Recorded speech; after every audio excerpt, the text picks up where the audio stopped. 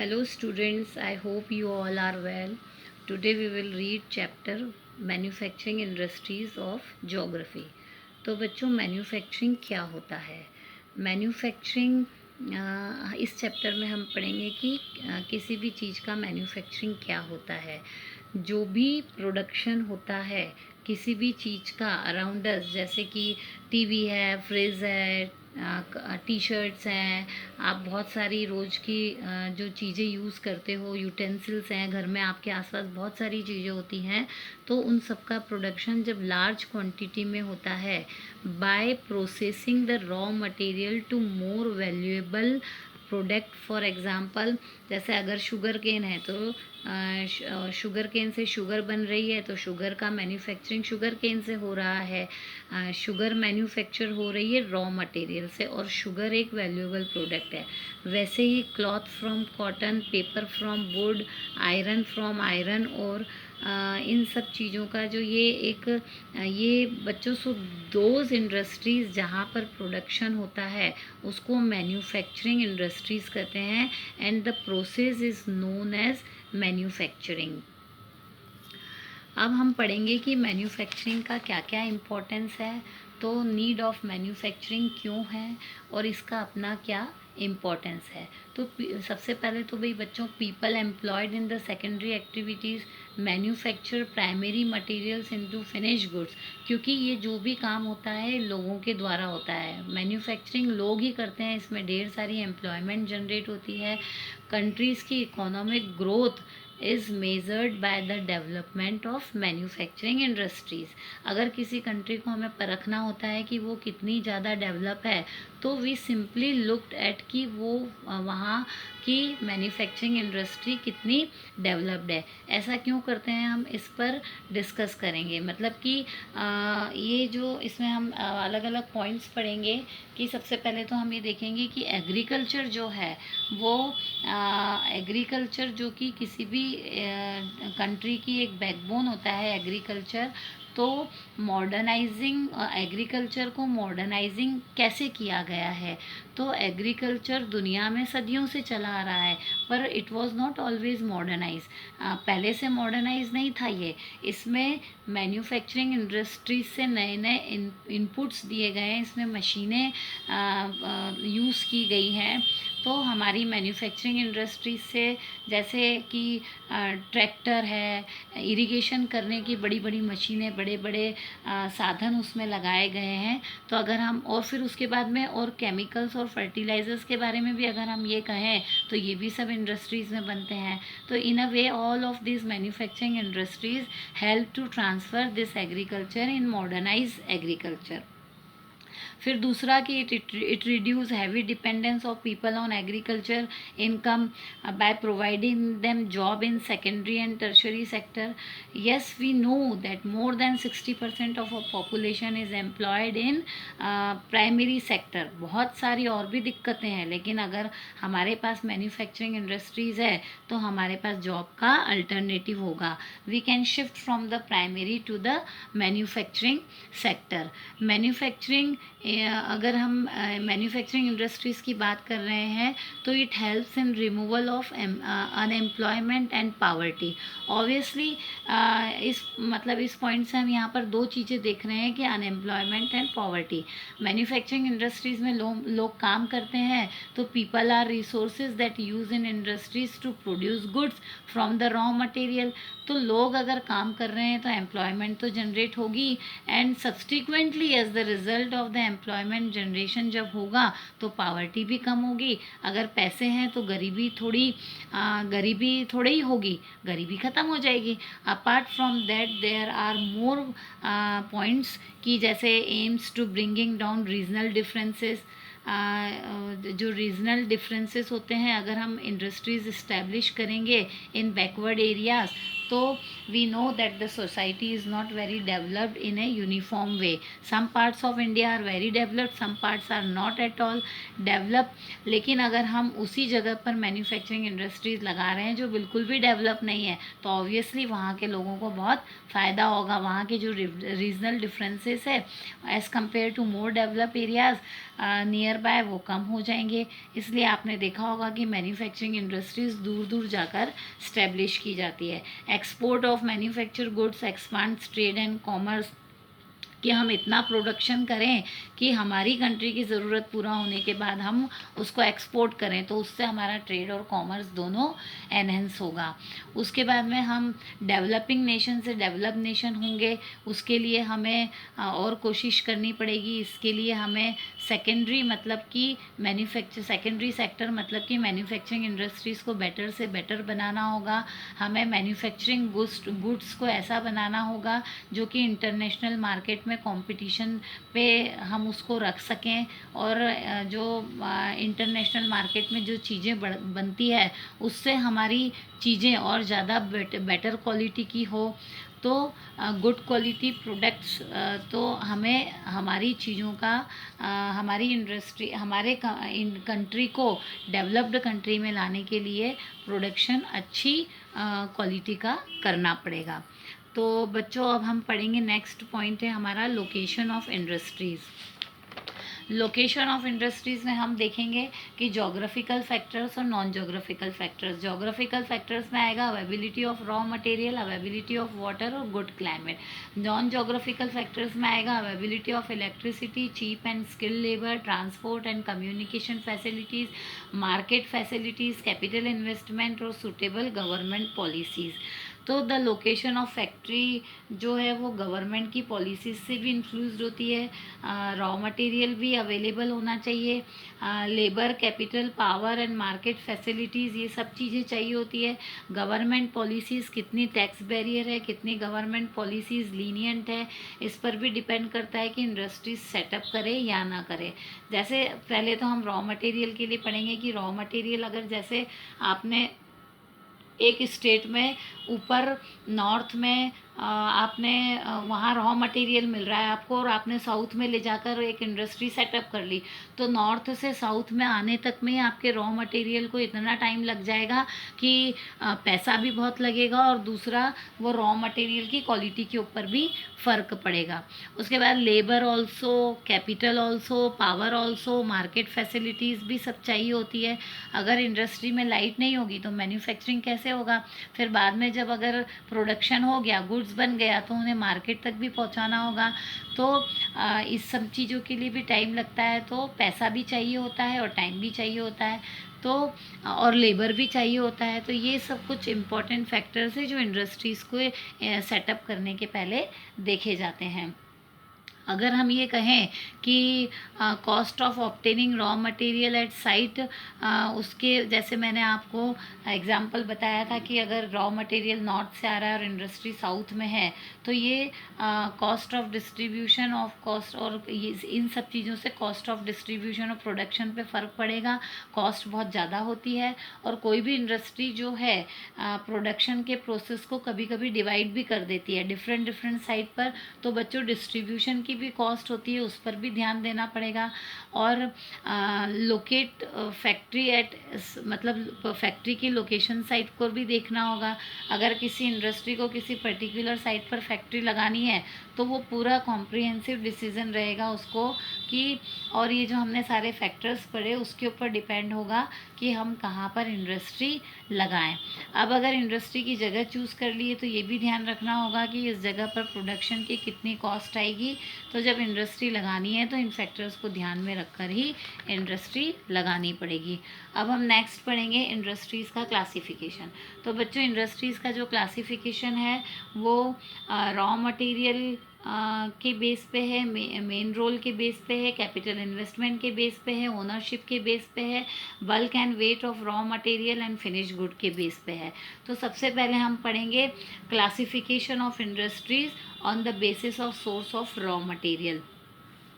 तो on the basis of raw material हम इनका इसका डिवाइडेशन दो कैटेगरी में करेंगे, एग्रो बेस्ड इंडस्ट्रीज़ और मिनरल बेस्ड इंडस्ट्रीज़। जो इंडस्ट्रीज़ एग्रीकल्चर प्रोडक्ट यूज़ करती है वो एग्रो बेस्ड इंडस्ट्रीज़, और जो industry mineral based product use करती है वो मिनरल बेस्ड इंडस्ट्रीज़ है। एग्रो बेस्ड इंडस्ट्रीज़ में cotton, woollen, jute, silk, textile, rubber, sugar, tea, coffee and edible oil, ये सब एग्रो बेस्ड इंडस्ट्रीज़ में यूज़ होता है। Iron and steel, cement, aluminium, machine, tools, petrochemicals, all are mineral based production. अब हम next पढ़ेंगे according to their main role. On the basis of role played by them, मतलब कि कौन सी इंडस्ट्री क्या रोल प्ले करती है सोसाइटी में। So some industries are known as basic key industry, ये वो इंडस्ट्रीज़ होती है जो बेसिक चीज़ें प्रोड्यूस करती हैं। इकोनॉमिक एक्टिविटी का for example industries which supplied a product as raw material to manufacture other goods. Example iron and steel industry. Basic industry, क्योंकि एक इंडस्ट्री में जब आयरन प्रोड्यूस हो रहा है तो हो गया है, तो वो आयरन कितनी जगह यूज़ होता है। सेम कॉपर के साथ भी है, एल्यूमिनियम के साथ भी है। ये क्योंकि जिसका आउटपुट ही बहुत सारी इंडस्ट्री के लिए रॉ मटेरियल बन जाता है, उनको बेसिक और की इंडस्ट्री कहते हैं। अब नेक्स्ट है कंज्यूमर इंडस्ट्री। कंज्यूमर इंडस्ट्री ऐसे प्रोडक्ट बनाती है जो कंज्यूमर के लिए डायरेक्ट यूज़ करने के लिए होती है, वहाँ रॉ मटेरियल नहीं बनते हैं। एग्जाम्पल शुगर है, पेपर है, टूथपेस्ट है, स्विंग मशीन है, फैंस है, इनको हम रेडीली यूज़ करते हैं फिनिश गुड की तरह, इसलिए इनको कंज्यूमर इंडस्ट्री बोलते हैं। अब अगला है on the basis of capital investment. तो कहाँ से पैसा आ रहा है, कितना पैसा लग रहा है, इस बेस पर हम दो पार्ट में डिवाइड करते हैं, स्मॉल स्केल इंडस्ट्रीज़ और large scale industries. Small scale industry और लार्ज स्केल इंडस्ट्री, अगर आपने लार्ज अमाउंट इन्वेस्ट किया है तो लार्ज स्केल इंडस्ट्री है, और स्मॉल स्केल पे अमाउंट इन्वेस्ट किया है तो स्मॉल स्केल इंडस्ट्री है। तो स्मॉल स्केल इंडस्ट्रीज़ जो होती हैं वो कुछ लोगों के द्वारा ही रन की जाती है, जैसे कि खांड सड़ी, गुड़ एक्सेट्रा। और लार्ज स्केल इंडस्ट्रीज़ जो होती हैं उसमें बहुत सारी लेबर लगती है, जैसे कि कॉटन टेक्सटाइल इंडस्ट्री, टाटा, और भी बहुत सारी इंडिया में बड़ी बड़ी इंडस्ट्रीज़ है। अब अगला हम पढ़ेंगे on the basis of ownership. तो on the basis of ownership मतलब कि कंपनी का या इंडस्ट्री का मालिक कौन, ओनर कौन, इस बेस पर इंडस्ट्री को हम चार पार्ट्स में इसका क्लासिफिकेशन किया है। पब्लिक सेक्टर का मतलब है जो पूरी पब्लिक के लिए है। तो पब्लिक इंडस्ट्री है तो काम कौन करेगा, ऑब्वियसली गवर्नमेंट करेगी। तो when the ownership is in the hand of government agency तो it is called public sector industry. जैसे भेल है, सेल है, BHEL, Bharat heavy electrical limited, और SAIL। सेकेंड है प्राइवेट सेक्टर इंडस्ट्री।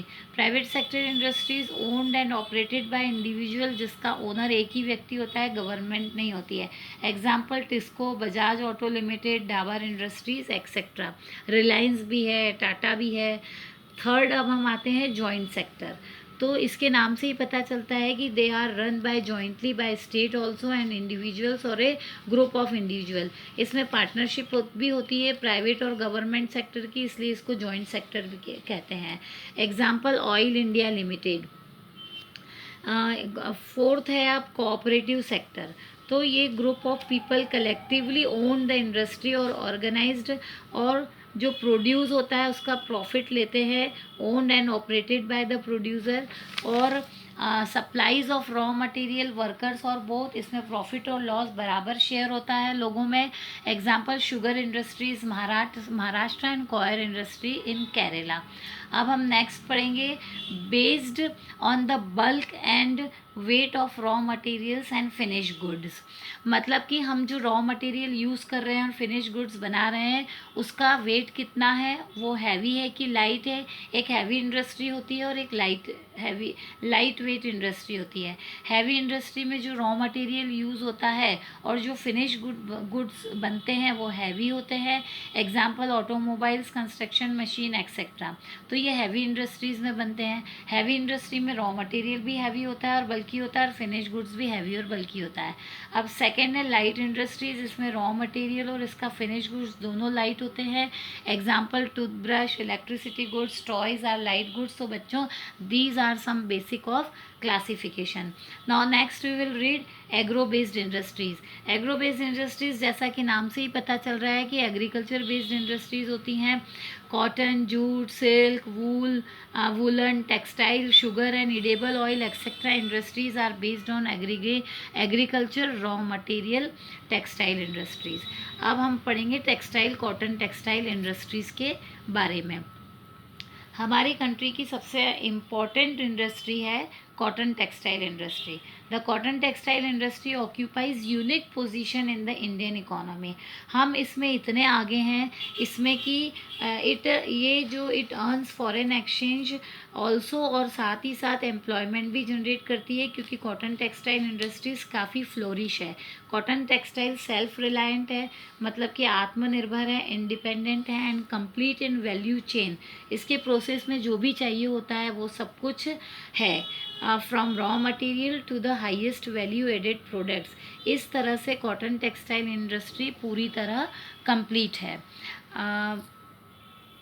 अब हम कॉटन टेक्सटाइल इंडस्ट्री इंडिया में फर्स्ट टेक्सटाइल मिल है। It was establish in Mumbai in 1854, जो कि हम सब हिस्ट्री में पढ़ चुके हैं। उसके बाद इन अर्ली ईयर्स में कॉटन टेक्सटाइल इंडस्ट्री का कंसंट्रेशन महाराष्ट्र एंड गुजरात में था, क्योंकि कॉटन को ब्लैक सॉइल चाहिए होती है और वो महाराष्ट्र और गुजरात में अवेलेबल है।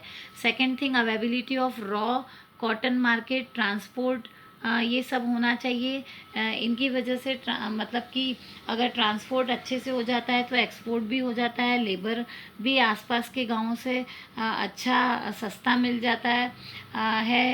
वहाँ की क्लाइमेट जो मतलब कि गुजरात और महाराष्ट्र में ये सब जो कॉटन और टेक्सटाइल इंडस्ट्री हम इस्टेब्लिश करते हैं, तो वहाँ की क्लाइमेट, वहाँ का क्लाइमेट भी अच्छी है, कॉटन प्रोडक्शन भी वहाँ का अच्छा है, वहाँ की क्लाइमेट मॉइस्ट है। इन्हीं सब फैक्टर्स की वजह से कॉटन टेक्सटाइल इंडस्ट्री गुजरात और महाराष्ट्र में कंसंट्रेट की जाती है। इसकी वजह से वहाँ जो एम्प्लॉयमेंट जनरेट भी क्रिएट होती है, वहाँ पे लोगों को एम्प्लॉयमेंट की अपॉर्चुनिटीज़ मिलती है, फार्मर्स को भी अपॉर्चुनिटीज़ मिलती है। Cotton ball pluckers and workers, farmers raw material supply करते हैं, लेबर इंडस्ट्रीज़ में काम करते हैं, खेत में भी कॉटन बॉल को तोड़ने के लिए लेबर लगती है, तो ये ढेर सारी एम्प्लॉयमेंट जनरेट होती है। बच्चों ये कॉटन इंडस्ट्रीज़ जो है वो support to other industries, cotton दूसरी इंडस्ट्रीज़ को भी सपोर्ट करता है, such as chemical industries, dyes, packaging material and engineering work. हमने देखा कि कॉटन इंडस्ट्री जो है वो कॉटन से लेकर फिनिश गुड तक कितनी इम्पॉर्टेंट और यूज़फुल है। कॉटन हम कहाँ कहाँ एक्सपोर्ट करते हैं, कितना एक्सपोर्ट करते हैं और क्या क्या इंपोर्ट करना पड़ रहा है। इंडिया अपने यहाँ का जापान एक्सपोर्ट करती है, UK, USA, Russia, France, east European countries भी हमारे यहाँ के कॉटन को इंपोर्ट करती है। We have large share in the world trade of cotton yarn. हमारा बहुत बड़ा ग्लोबल मार्केट में कॉटन का शेयर है। Cotton textile industry involves ginning, spinning, weaving, dyeing, designing, tailoring and packaging to produce readymade garments. बच्चों इतना सब कुछ कॉटन टेक्सटाइल इंडस्ट्री का हमारे पास होने के लिए हमने कहा कि कॉटन टेक्सटाइल इंडस्ट्रीज़ एक तरह से कंप्लीट है हमारे लिए, पर उसके बाद में भी कॉटन टेक्सटाइल इंडस्ट्रीज़ को बहुत सारे चैलेंजेस को फेस करना पड़ता है, बहुत सारी प्रॉब्लम्स को फेस करना पड़ता है। अब इसके हम ड्रॉबैक्स पढ़ेंगे। हमारे यहाँ the weaving, netting and processing units can not use much of the high quality yarn. ये हमारे यहाँ का हाई क्वालिटी यार्न यूज़ नहीं करती है। हमारे यहाँ की वीविंग, नेटिंग और प्रोसेसिंग यूनिट्स को हाई क्वालिटी का यार्न नहीं जमता है, उनको ये महंगा पड़ता है, और हमारे यहाँ हाई क्वालिटी का यार्न प्रोड्यूस होता है। इसलिए हमारे जो स्पिनर्स होते हैं वो कॉटन यार्न बनाते हैं, वो यार्न एक्सपोर्ट कर देते हैं, लेकिन जो हमारे यहाँ गारमेंट्स मैन्युफैक्चर हैं वो बाहर से कॉटन इंपोर्ट करते हैं। तो बच्चों इंडिया में इतना कॉटन होने के बाद भी इंपोर्ट करना पड़ता है। हमारे यहाँ का पूरा प्रोडक्शन का जो प्रोसेस है वो फ्रेगमेंटेड है, छोटी छोटी यूनिट्स में बटा हुआ है। एक कलेक्टेड यूनिट जैसे कि हमारे यहाँ अभी नहीं है। इसके अलावा हमारे यहाँ और भी प्रॉब्लम्स है, जैसे power supplies erratic, machines upgraded नहीं है, पावर सप्लाई हमारे यहाँ इतनी ज़्यादा अच्छी नहीं है। अब ऐसा नहीं है, अब काफ़ी सारे चेंजेस आ गई हैं। मशीन्स अपग्रेडेड नहीं है अब इसमें भी काफ़ी सारे चेंजेस आ गए हैं। वीविंग एंड प्रोसेसिंग सेक्टर में भी अभी हमारे यहाँ आउटडेटेड मशीन का यूज़ होता है। लो एंड आउटपुट ऑफ लेबर, हम पूरी कोशिश करने के बाद भी अलग अलग कारणों की वजह से लेबर की इफ़िशियंसी हमें नहीं मिल पाती है। सफिशिएंट लेबर जो एक इफ़िशियंसी वाइज होता है वो हमारे यहाँ नहीं मिल पाता है। स्टिफ कंपटीशन है सिंथेटिक फाइबर के साथ में। सिंथेटिक फाइबर जो है वो बाहर का जो फैब्रिक आता है वो बहुत सस्ता होता है। हमारे यहाँ के खुद के गारमेंट मैन्युफैक्चर उसी को प्रेफर करते हैं क्योंकि प्रॉफिट बढ़ाना होता है। There was significant increase in the production of good quality cotton but the need to import the same is still felt. हम क्वालिटी इनहेंस करते जा रहे हैं लेकिन हम अभी भी कॉटन जो है वो बाहर से इंपोर्ट कर रहे हैं। ये प्रॉब्लम अगर सॉल्व हो गई तो कॉटन इंडस्ट्री बहुत ज़्यादा फ्लोरिश करेगी।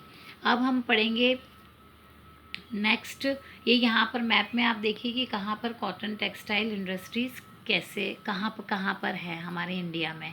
अब हम जूट टेक्सटाइल इंडस्ट्रीज़ के बारे में पढ़ेंगे, जो ये हमारे यहाँ की दूसरी मेजर एग्रो बेस्ड इंडस्ट्रीज़ है जूट मिल। इंडिया को जूट का लार्जेस्ट प्रोड्यूसर माना जाता है। रॉ जूट का एक और जूट गुड्स का भी जो है गुड्स कौन कौन से बनते हैं। रॉ जूट से कौन कौन से बनते हैं, बोरी बनती है। इसके अलावा जूट की और भी बहुत सारी सुंदर सुंदर डेकोरेटिव चीज़ें भी बनती है, रोप, कारपेट। इसके अलावा और भी बहुत सारी चीज़ें बनती है, इसलिए जूट को गोल्डन फाइबर भी कहते हैं। Most of the jute mill are located along the Hooghly river in the West Bengal due to favourable conditions. एक मिनट बच्चों, हुगली में जूट का प्रोडक्शन अच्छा होता है। यूपी, आसाम, बिहार, त्रिपुरा में भी होता है। पहली जूट मिल 1859 में कलकत्ता के रिश्रा पैलेस में प्लेस पर लगी थी क्योंकि वहाँ जूट का प्रोडक्शन होता था। ज़्यादातर वहीं मिल भी होती थी। आफ्टर पार्टीशन इन 1947 3/4 मतलब कि 75% जूट प्रोड्यूसिंग एरिया जो था वो वेंट टू बांग्लादेश। अब हम उन रीजंस को डिस्कस करेंगे कि why Hooghly river basin is so favourable for jute production. Raw jute is available for West Bengal and it is the largest producer. West Bengal jute का सबसे बड़ा प्रोड्यूसर है, इसलिए इंडस्ट्रीज़ भी वहीं इस्टेब्लिश हैं। Coal for energy is bought from near by Raniganj coal field. Industry में energy के लिए कोल चाहिए होता है तो वो पास में ही रानीगंज कोल फील्ड से मिलता है। Hooghly river provide water for washing and cleaning. Jute को धोने के लिए बहुत पानी चाहिए होता है तो वो हुगली रिवर से मिल जाता है। एग्रीकल्चर चैप्टर में हमने पढ़ा था कि जूट फ्लड प्रोन एरिया में ज़्यादा पाया जाता है, कि हर साल वहाँ फ्लड आए और नई एल्यूवियल सॉइल आती है तो जहाँ जूट बहुत अच्छे से उगता है। Hooghly river provide those conditions even while processing the jute we have to wash jute a lot. वो भी रिक्वायरमेंट वहाँ पूरी हो जाती है।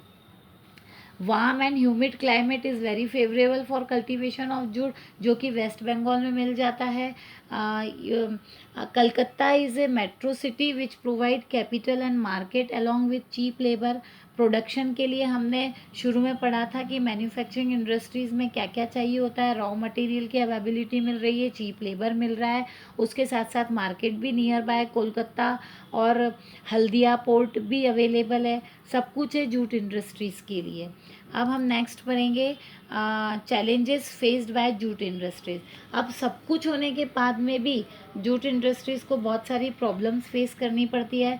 सबसे बड़ी प्रॉब्लम है कि सिंथेटिक फाइबर इंडस्ट्रीज से टफ कंपटीशन में खड़ा है, क्योंकि जूट बहुत महंगा पड़ता है, कंपेयर टू सिंथेटिक फाइबर। दूसरी बात की स्टिफ कंपटीशन है दूसरे कॉम्पिटिटर्स से। बांग्लादेश में बहुत ज़्यादा जूट प्रोड्यूस होता है। Brazil, Philippines, Egypt and Thailand are also jute producing countries. ये कंट्रीज़ इंडिया को जूट प्रोडक्शन में मात देती है। अब उसके बाद में हमारे यहाँ internal demand for jute packaging government ने बढ़ाई है due to the government policy of mandatory use of jute packaging. इसी चीज़ को इम्प्रूव करने के लिए कि जो घर के जूट प्रोड्यूस हमारे यहाँ का खुद का हमारे घर का जो जूट प्रोडक्शन हो रहा है एटलीस्ट उनका कुछ भला हो जाए, तो हमारी गवर्नमेंट ने इंडियन जूट पॉलिसी बनाई है 2005 में। फिर भी हमारे यहाँ जूट के मेन मार्केट्स जहाँ पर एक्सपोर्ट करते हैं यूएसए, कनाडा, घना, Saudi Arabia, UK and Australia. और जो एनवायरनमेंट को लेकर ग्लोबल कंसर्न बढ़ रहा है उससे जूट इंडस्ट्री को और फ़ायदा हो रहा है, क्योंकि जूट इज़ बायोडिग्रेडेबल। जैसे जैसे प्लास्टिक को छोड़ते जाएंगे जूट इंडस्ट्री फ्लोरिश होती जाएगी। ये एक अपॉर्चुनिटी है जूट इंडस्ट्रीज़ के लिए। Now we will talk sugar industries के लिए। ये भी एक एग्रो बेस्ड इंडस्ट्री है। इंडिया शुगर इंडस्ट्री का सेकंड लार्जेस्ट प्रोड्यूसर है शुगर का, और गुड़ का और खंडसरी का। गुड़ और खंडसरी का तो फर्स्ट लार्जेस्ट प्रोड्यूसर है वर्ल्ड में। शुगर मिल ज़्यादातर लोकेटेड है यूपी, बिहार, महाराष्ट्र, तमिलनाडु और मध्य प्रदेश में। उसके बाद में इसमें 60% मील जो है वो यूपी में है, जो कि शुगर की लीडिंग प्रोड्यूसर है। ये सीजनल इंडस्ट्री होती है, इसलिए ideally suited for cooperative sector. ऐसी सोसाइटी जिसमें group of people work all together. अब हम देखेंगे कि शुगर इंडस्ट्री की लोकेशन मेजर चैलेंजेस है। हमें शुगर इंडस्ट्रीज़ को हमने देखा था कि करीब there are over 662 sugar mills in the country spread over Uttar Pradesh, ये मैंने आपको बताया। और बहुत सारी जो है मिल्स जो है जहाँ पर शुगर कल्टीवेटेड होता है वहीं पर होती हैं। और इसको इतना सब कुछ होने के बाद में भी बहुत सारे चैलेंजेस फेस करने पड़ते हैं। पहला कि सीजनल नेचर ऑफ इंडस्ट्रीज, तो ऑब्वियसली सीजनल इंडस्ट्री है तो प्रॉफिट भी सीजनल हो गया। Second, old and inefficient method of production. हमारे यहाँ सारी इंडस्ट्रीज़ में प्रोडक्शन मेथड पुराना है, पुरानी टेक्नोलॉजी को ही यूज़ कर रहे हैं। थर्ड पॉइंट है transport delay in reducing cane to factories. आपने पढ़ा कि डिले के साथ साथ सुक्रोज मतलब हमने ये देखेंगे कि जब इंडस्ट्री एक जगह से दूसरी जगह पे गन्ना जब देर से पहुंचता है तो उसका सुक्रोज कंटेंट भी कम होता जाता है। जितना डिले होगा उतना शुगर इंडस्ट्री को नुकसान होगा। उसके बाद में need to maximise the use by products like bagasse. उसका जो रॉ मटेरियल बैगेज जो निकलता है उसका भी यूज़ होना चाहिए। अब बच्चों इसमें एक पॉइंट है कि sugar industries is shifting from northern to southern India. ऐसा क्यों हो रहा है? हम ये देखेंगे कि अब लोकेशंस चेंज क्यों हो रही है, ये धीरे धीरे महाराष्ट्र की तरफ क्यों अभी इन रिसेंट ईयर्स में शिफ्ट हो गई है।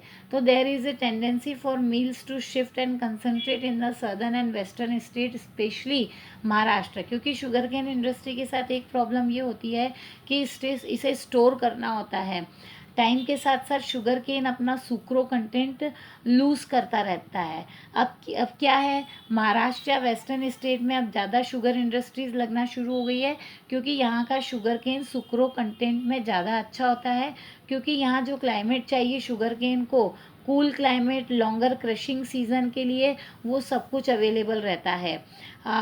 Cooperatives are successful in these states. हमने बताया था कि सीजनल इंडस्ट्रीज़ के लिए कोऑपरेटिव्स के लिए अच्छी होती है। तो कोऑपरेटिव्स इन स्टेट्स में बढ़िया है, यहाँ सब कुछ अवेलेबल है, इसलिए शुगर इंडस्ट्रीज़ इधर की तरफ शिफ्ट हो जा रही हैं। बच्चों, now rest of the part we will read in next session. Thank you.